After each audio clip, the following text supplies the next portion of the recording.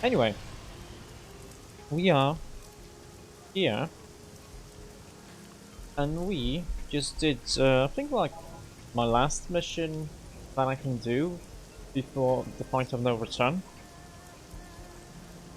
Ideally, if we can go back and if we can earn 1,000 million, I could actually get the third point of intelligence and get an implant that will increase my willpower by 1. That's not a bad thing. If I get enough money, meaning like 3,000, 3,500, and if we get like 7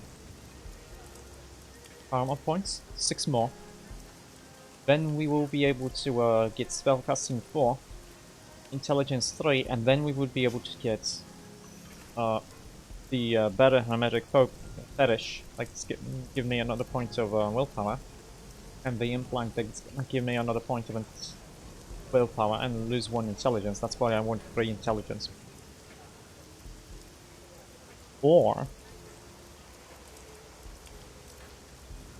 we could also get the second cyberware hand. Apparently it's not 0.3, it's 0.25. So it does mean that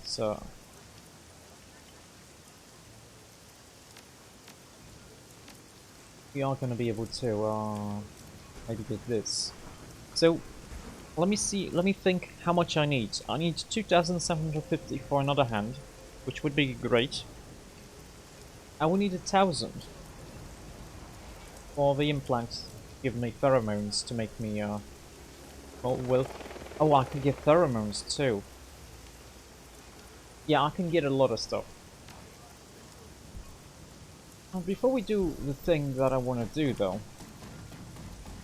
I want to make sure to talk to all of my companions to see if maybe we get another mission or something. So let's start with Rakta and forgot what his name is. The Red Samurai. Hello Rakta, what's up? Ah, my friends. You have done an admirable job. An admirable job indeed.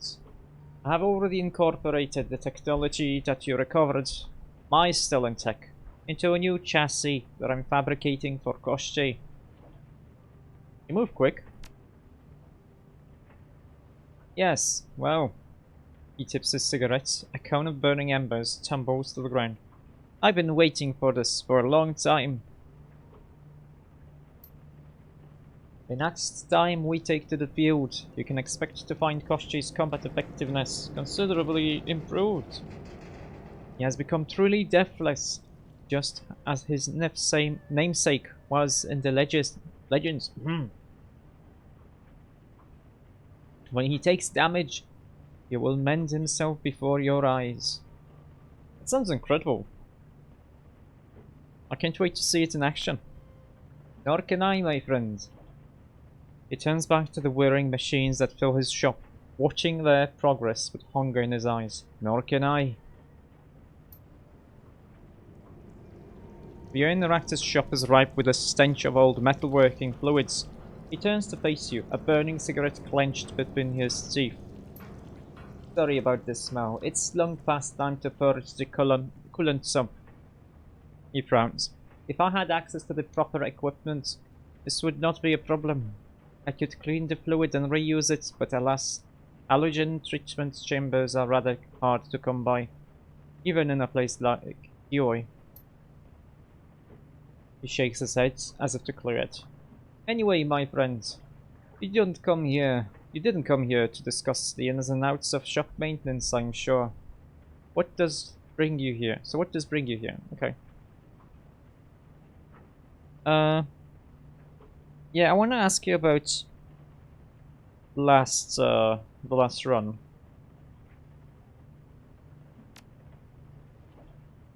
A reasonably pleasant outing. We had a nice stroll, took in the night air, went to a gaudy restaurant, and took a man into custody against his will. Takes a drag on his cigarette. As jobs go, I've had worse. Now, what else would you have of me? Yeah, I've been thinking about what we talked about last time. Mind if I ask a few questions? Tilts his head in acquiescence. Be my guest. I have no secrets to keep. Yeah, about that drone repair system that you invented, how did it work? There were three distinct elements to my approach, and these elements were all working in concert. Prototypes that utilized the process displayed remarkable self-repair capabilities.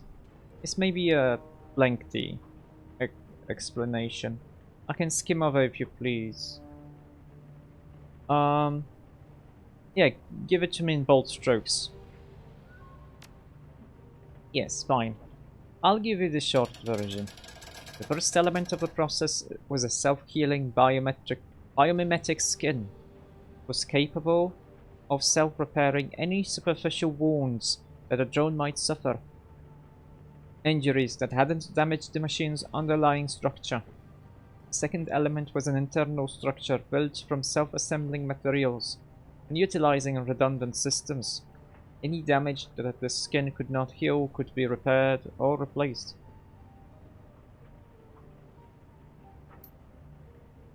Third and final element was a magical component that served to stave off entropy and render the first two systems self-perpetuating, he frowns. You can think of magic as the lubrication that kept the gears turning, an unfortunate but necessary concession. And this is the technology that we recovered on the Yaris run? Yes, that's right.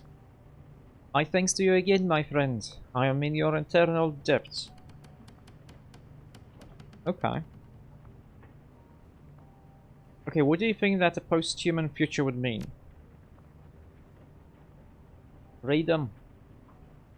Takes a long drag on his cigarette, sucking the smoke deep into his lungs.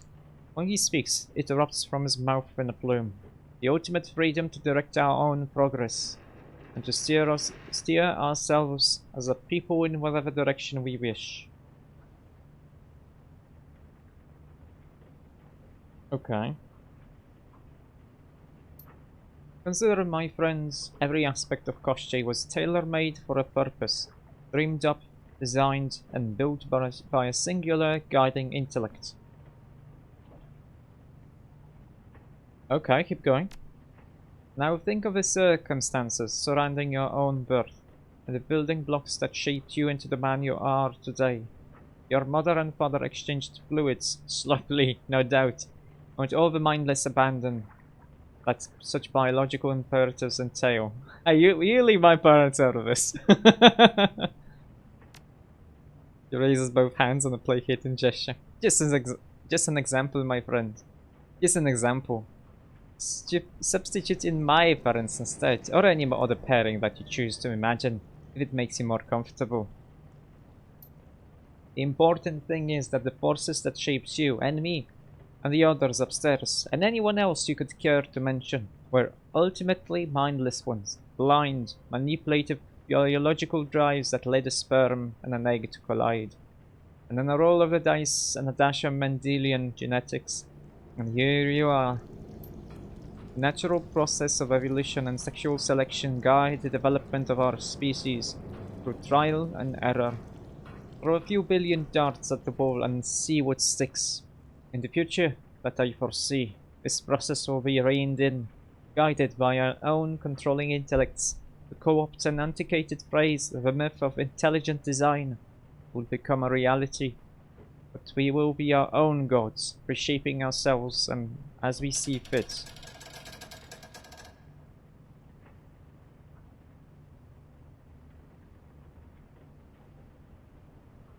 Okay, so what does this have to do with post-humanism?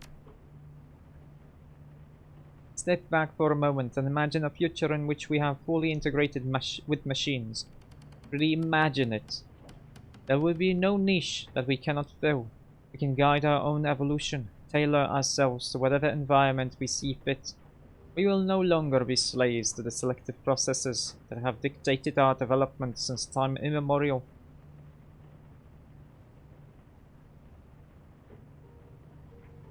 Okay, let's say you're right. At what point do we cease being human and become something else instead? He shrugs.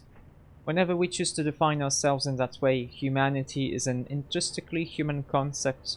If we decide to rebrand ourselves as a different species, that is our decision to make. I strongly suspect that nobody else would care. Well, dragons might care, perhaps, but for the sake of our continued development, that's a risk that I am willing to take. We cannot limit ourselves out of fear of what others might think. Koshi raises itself upon its legs, stretching so that Rakta can caress its chassis. The motion is alarmingly fluid, more like a living thing than a machine. Rakta traces his fingertips over the drone's shell, his eyes focused on an imaginary point on the horizon. We have placed such unnecessary limitations on ourselves, my friend. It fills my heart with sorrow to know that what we could be, but are not. I will see those limits stripped away, peeled back and discarded, for the betterment of all. In the future that I foresee, we will open our eyes to the possibilities that surround us. Bodies reshaped to thrive in the deep ocean and the depths of space. Bodies inspired by nature or the human imagination, or both. Bodies that can be used and shed and used again, inhabited as their wearers see fit. Timely realization of such a future is what drives me forward. It is the cause to which I have devoted my life, and thankfully it is inevitable. Tips his cigarette, sending ash spilling down onto the metal floor. Assuming of course that we don't destroy ourselves first.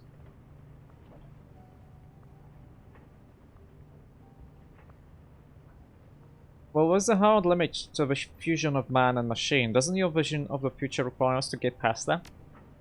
You're speaking of the essence limit and the problems associated with essence loss. Releases a plume of smoke from the corner of his mouth. Yes, of course, it will be a problem, but as with all problems, a workaround will present itself. Of this I am certain.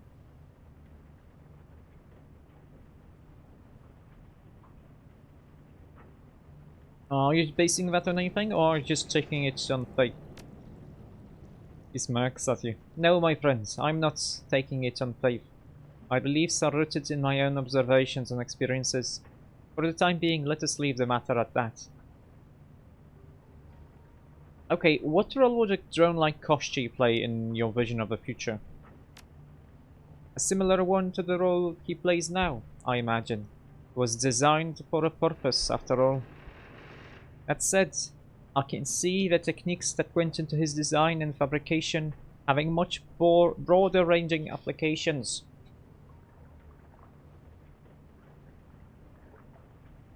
You're pretty attached to the drone of yours, aren't you? You've even assigned it a gender. You keep calling it him. Yes, of course. Koshi is very close to me. As if on cue, the drone scuttles forwards, the hardened tips of its claws screeching across the metal floor of the shop. It comes up short, just in front of you, a strange mechanical chitter rising from deep within its chassis.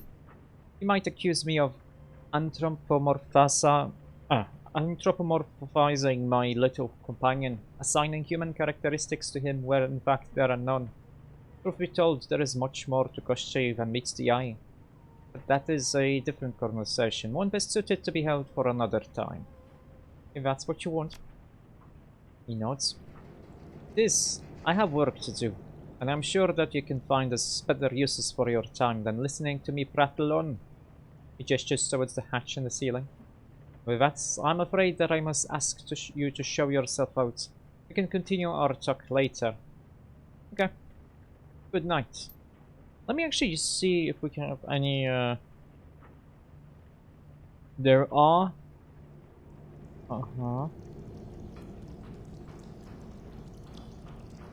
Okay, there are two of the runs from companions that I haven't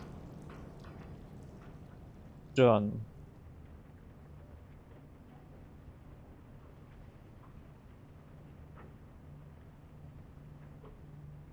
So let's actually do them.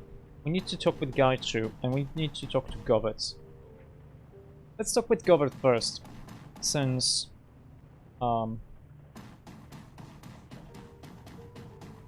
we already talked to her a lot.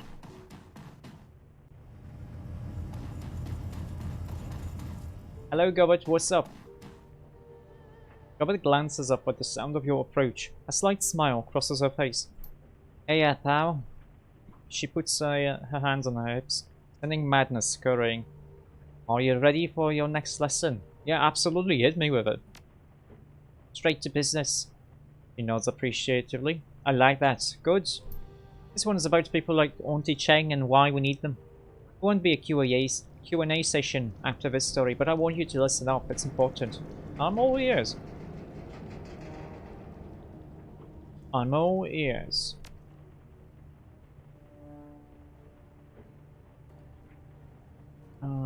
Let me just... Okay. Alright. So here's the upfront lesson. Fixes are important. You can't just go to Johnson yourself and get a job. I mean, you can, but you shouldn't. It's a bad idea all around. Okay.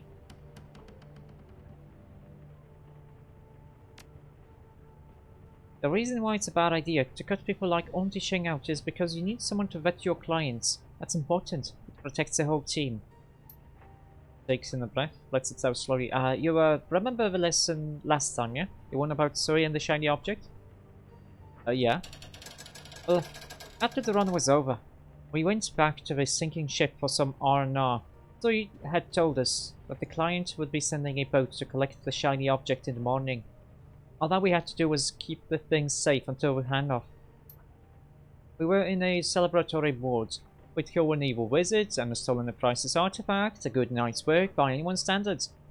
Owen and Egret got good and drunk in record time, so he went back to his cabin with the shiny object to, I don't know, stare at it for a while or something. I retired to my cabin and crashed out. It's been a long night. I remember waking up to sounds. Yelling maybe. I was groggy and they were far away. I couldn't quite make it out. The clock said 4:30 AM. People were always partying on the raft, playing loud music, shooting off fireworks, that kind of thing. So loud noises early in the morning weren't unusual. Something felt off, somehow. Off? How so? It's hard to describe. Queasy feeling in the pit of my stomach. An elevated heartbeat. Rapid, shallow breaths. It was a lot like a panic attack, really. Not the kind of thing you can sleep through. So I got up to investigate. If something was wrong, I wanted to know. And if it wasn't, I figured that I might as well get in on the party. I stepped out in the hallway, and my foot slipped. I came down hard, landed on my ass, and found myself sitting in a pool of blood. Oh, that's not good. She shakes her head, grimacing. No, it was pretty bad. It was something pretty obvious by this... It was pretty obvious by this point that something bad... Oh, that something had gone horribly wrong. My first thought was that the shiny object might have, I don't know, unleashed something after what I saw it do on that warehouse. I wouldn't have been surprised. I shook off that pretty quick though. I knew what this was. Our client was playing us. He'd hired us to steal the thing, and rather than paying us for the job, he'd send another team to take it away. So, what did you do? Oh yeah, given what happened at the warehouse, I'd assumed that the shiny object was to blame. Sure, I get that. It did some scary shit back in the warehouse, but it'd also been sitting dormant for a long time before Tsui and I stole it. Anyway, I got up and brushed myself off, and then I beelined for Malvina's cabin. She was the closest thing that the sinking ship had to a leader, and the strongest rat shaman on the raft. Yeah, I guess that makes sense. Yeah, it seemed like the right thing at the time. There was a retrieval team coming for the shiny object, and they were strong enough to handle Tsui while he was holding it. What chance would I have of stopping them on my own? I figured that it was time to bring out the big guns. Malvina was the one whom I could get them from. I passed some pretty bad stuff on my way down to Malvina's cabin. It was old man Julian's vote all over again. The torn up bodies, the blood-streaked floors. I saw people who'd been cut apart with machetes. Scorch marks on the container walls. She bites her lip, grimacing at the unpleasant memories stirring in her head. Deep down in the pit of my gut, I could feel the thrumming vibration of this shiny object. The heartbeat feeling that I had in the warehouse. It was back, and stronger than ever. Whatever that rock was, it was awake. Did you make it to Malvina's cabin? Yes. I burst through the door, and all ready to spread the news, and someone smashed a gun to my face. It was Cadmus, my friend. He jammed the muzzle of his Super Warhawk into my cheek so hard it hurt, then grabbed me by the belt with his other hand. I wasn't going anywhere. Just over his shoulder, I saw Malvina. She didn't look amused. Did they think that you were on the attack somehow? Yeah, only it wasn't an attack. Our client had nothing to do with it. Turns out there was no client. Sui had lied to us, and by helping this to steal a shiny object, I'd unwittingly given him what he needed to foment a mutiny. Oh. Okay. She pauses for a moment, gathers her rats in her hands and lifts them to her shoulders. They scurry over the leather of her coat and disappear into her hair. As it turns out, Freyo heard Seattle. Alvina felt it, and I felt it too. So he had been a friend. I'd just risked my life to save his, like 4 hours ago, and he'd tricked me into helping him to do something unthinkable. So what did you do? What could I do? I didn't have a whole lot of options, and Cadmus was kind of on edge, like red-faced and screaming. So I opened my mouth, and I force-sucked my way out of it. I started off by doubling down on my loyalty to Malvina and Cadmus, and the status quo of the sinking ship, swearing my undying friendship. You know the drill. I did a good job of it, but they still looked a little iffy. Iffy with a warhawk is bad. So I volunteered to prove myself by stealing the shiny object back from Tsui.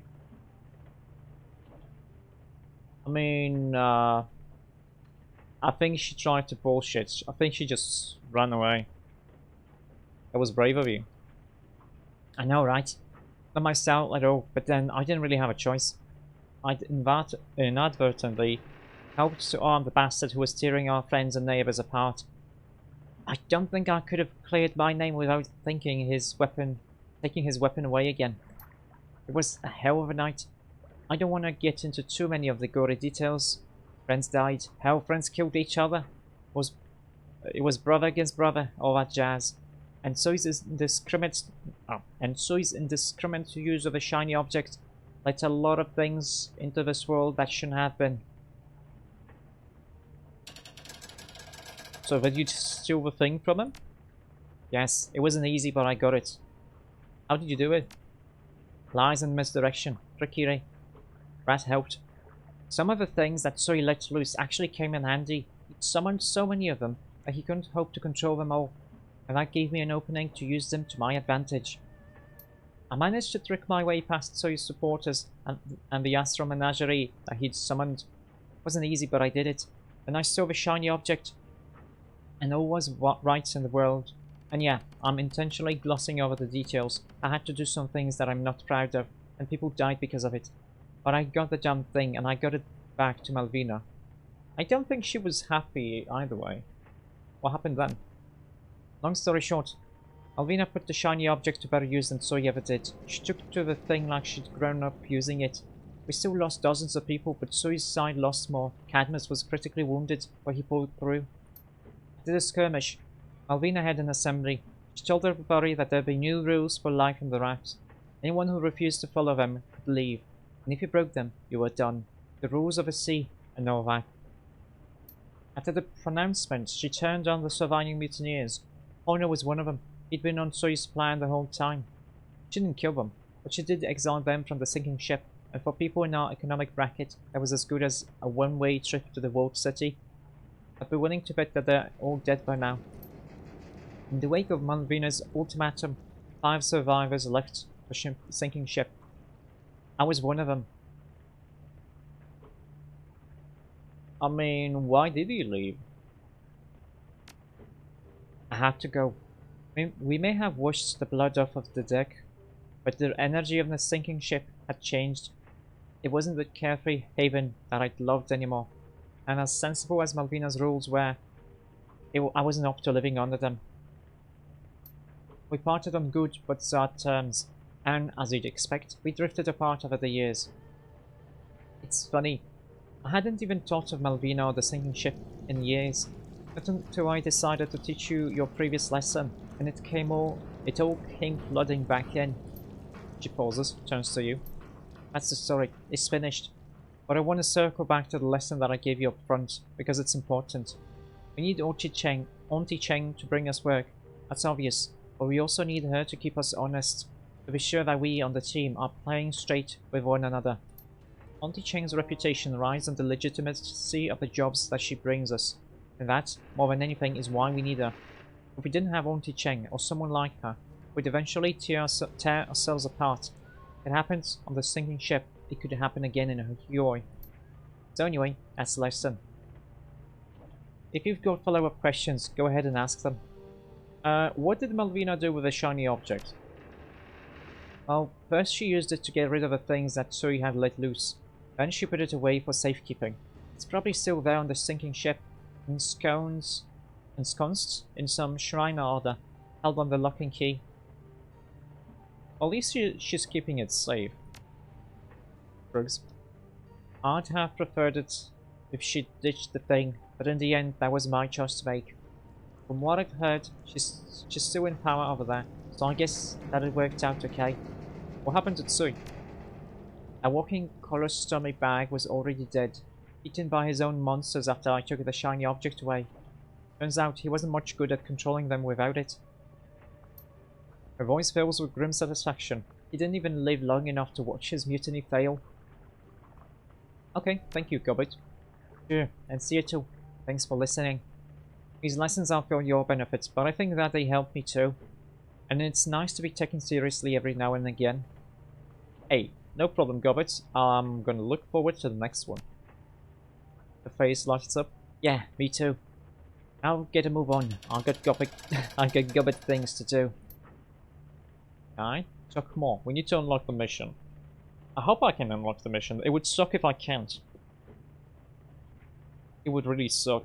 Because I can get like 16 to 18 points from the 2 missions that I haven't done yet. As you enter Gobbet's cabin, 2 things grab your attention. The first is Gobbet herself. She looks exhausted, bleary-eyed. The easy smile that you've come to associate with her is nowhere to be seen. Second is what she's doing. Gobbet appears to be in the middle of a valiant attempt to stuff a whole roasted duck into his saucepan half its size. The bird's rubbery neck flops from side to side with every heave of her shoulders. She looks up from the saucepan, blinking. A corner of her mouth twitches upward, but the half smile falls away almost immediately. Oh, hey, see you too. Got me at a bad time. I was just making dinner. I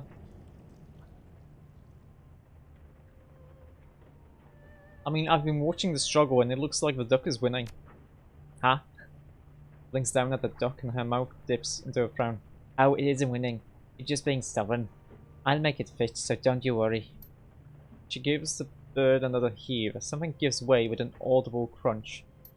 That's the easier with a bigger pot. I'd have to wash it first though. She glances down at the piles of dirty clothes and assorted detritus on the floor of her cabin, frowning. And to do that, I'd have to find it. Anyway, you want something? I'm up to my elbows in mallard. You feeling okay? You don't really look that great. She rubs the bridge of her nose with a pair of greasy fingers, leaving smudges of duck fat behind. It's weird. Ever since our last lesson, I felt, I don't know, preoccupied with a sinking ship. I don't really do the whole haunted by the demons of my past thing, I mean. That's fine for some people, but I'm allergic to drama. Generally, when thoughts of the past get me down, I remind myself that it doesn't matter, laugh it off, and go have a snack. But this, I don't know, it's weird. Ever since our last lesson, I haven't been able to get the sinking ship out of my mind. He looks down at the pot full of mangled duck on the counter, closes his eyes. I guess I'm just worried about Cat and Mal, which is weird because why would I be? I mean, I haven't even spoken to them in years. Hell, if anything, they should be worried about me. I'm the one who gets shot at for a living. Maybe we can check them out. The sinking ship isn't that far, is it? No, I don't want to do that, at least not without a good reason. It'd be awkward, and I'm sure that is nothing anyway. It's nothing anyway. Actually, check that. I know what this is. It's my own personal version of the same thing that we're all feeling. The psychic sewage that we're being dredged up in all by... The psychic sewage that's being dredged up in all of us by whatever's happening in the world city. I'm sure that you've had some flashes of memory from the Barrens in your bad dreams, right? Images from your past come back to haunt you, but you aren't gonna drop everything and go running back there because that would be dumb. Just tell me, why should I?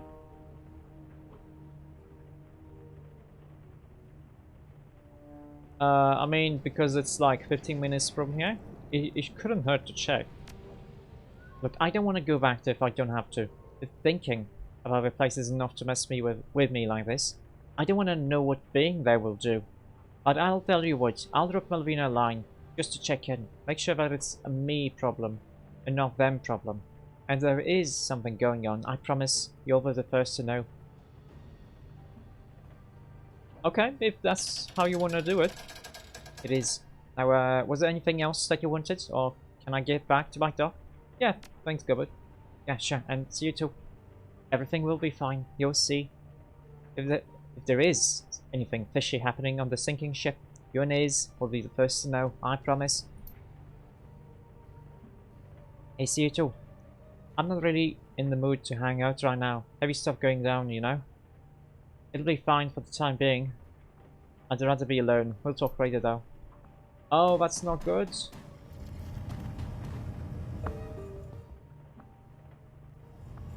Maybe you can talk now.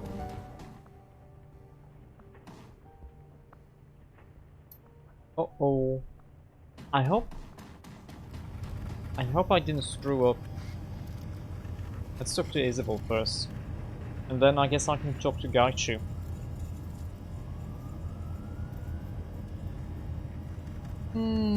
You enter Isabel's cabin and find her jacked into the octopus. Her body slouches, motionless, tethered to the machine. The computer's large display flickers to life again, just as it did last time. Isabel's avatar fills the screen.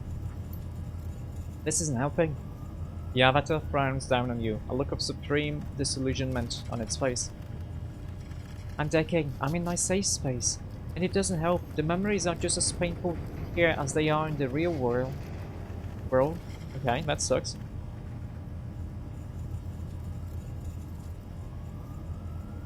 Are your memories? Well, your memories are part of you. Decking doesn't make you leave that behind. No, I guess it doesn't. White plumes of static flow from the avatar's fists. It's shaking. It's fucking shut though. I can't handle not having a way to escape from this. So what you gonna do about it? I don't know, okay? I just don't. You know what? Hang on. The avatar winks off the screen and the terminal powers down. I can select the options to talk with my numbers, but I can't do this. Like tilt doesn't do anything, 1 doesn't do anything. I have to click this. Enter? Oh, enter does it. Okay. You're here with more questions, right? She coughs into the crook of her arm, wipes her nose with her sleeve. I'm sure that you are. Why else would you be bothering me? So spit them out, and I'll go digging around in that cesspit that I call a memory. Who knows, maybe we'll find a clue. It should be 1 though. Like, right now it's grayed out, we can't click it anyway. Oh, you know what? I know you're hurting. If venting helps, go ahead. She takes a deep breath, makes a visible effort to calm herself. No, that wasn't like me. This isn't the person that I want to be. I'll be okay, I can handle this. Just ask me your questions, okay? Let's get this ball rolling. So, above the walled city, she She clenches her jaw. Nods. Go on. Gobert told me about your escape from the World City, just like you said she would. Yeah, I'm not surprised. Why are you telling me about it? Because I want to get your side of the story. She sighs. Alright, fine. If that's what you want. The World City was a hellhole. We already know about that. But for all of its failings, it was a good teacher. It taught me to hide, to stay small and unnoticed, and insulated, to survive. It taught me that the fish on the perimeter of a school get eaten. Sticking your neck out is a fool's errand, that even fools can have their uses. It also taught me to recognize a stronger person when I meet one, and how to use that strength for my own benefit. So when I met Gobbet, I knew that she had something I didn't. Her magic, you mean? She nods. And her connection to Rat, and her willingness to risk her own neck on a win. We were different people then, still are now, but differences were even more pronounced when we were kids. If you were so different, how did you two get along? I think she was fascinated with me, how serious I was. It was nothing like that. Goblet was playful and carefree. She could hold her own in a scrape, but she mostly saw life as a game. And for me, well, I knew that it wasn't, but I saw an advantage in cultivating a friendship with Goblet, so I tried my hardest to make that happen. I couldn't have been more than 9 or 10 at the time, but I saw her for what she could be. An ally? No, that didn't happen until later. What I saw her as then was a road out of a walled city, a path to freedom disguised as a little girl with dreadlocks. And as it turned out, I was right. She pauses. Her eyes flit to the ground and she tightens her hands into fists. Ever since I unlocked these damn memories, I can go 10 minutes without thinking about what might have happened if I hadn't followed Gobbet out of that place. It's like a vicious cycle, running over and over in my head. I hate it, but it won't stop. I feel guilty.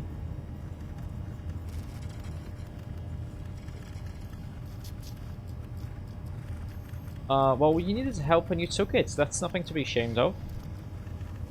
Give me another reason to feel grateful to her, I guess. Gives me. That's something. I've always known that I owed Gobbet, but now I remember how much and why.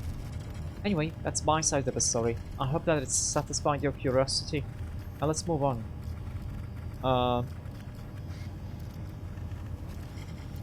Gobbet said that you didn't want your parents to be taken out of the world city, that you wanted them left behind. She nods miserably. Yes, but not for anything that they'd done. My parents were good people. They fled Somalia to try and find a better life for their children. It wasn't their fault that they wound up in the world city. I wanted them left behind for me. What do you mean? Isn't it obvious? Taps the temples. This. I knew what I was going to have done.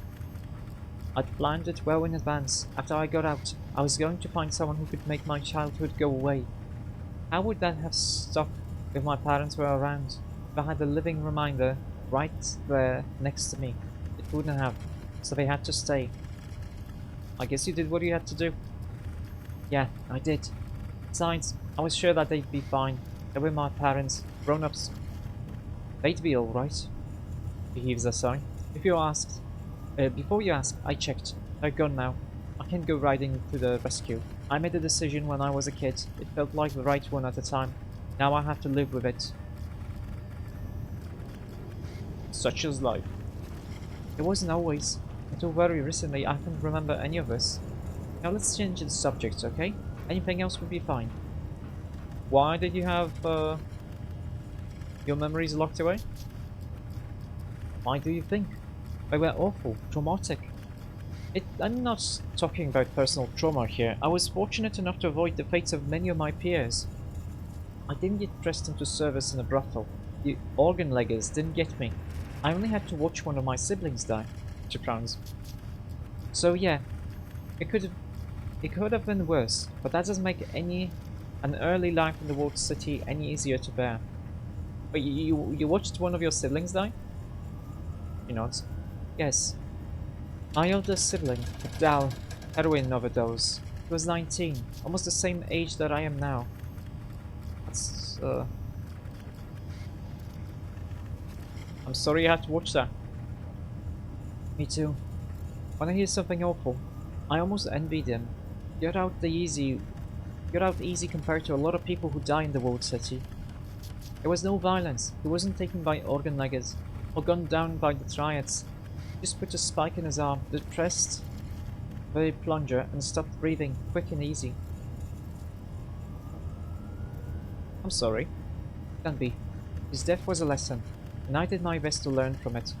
Everything that happened in my childhood was that way, a lesson in disguise, lessons about impermanence, the random cruelty of life, lessons about what a huge mistake it is to get attached, and how to prioritize your own survival no matter what.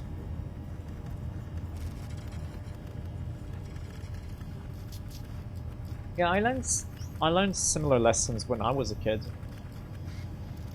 She nods. I know. We all carry the same scars, you and me and Gunshow and Gobbet. Some run bigger and deeper than others, but we've all got them. Her voice goes slow. I don't want mine anymore. Abruptly, she turns away. And that's enough of that. Ask me about something else, first. I don't want to talk about this anymore. Okay, bye-bye. You will. Let's talk to Gaichu then. Let's hope that the mission that we do in the Dreamland is actually gonna let me go back here. And then we're gonna be able to do Gobbet's mission. Should have talked to her though. Anything in here? No? Don't have any pay data. Guys,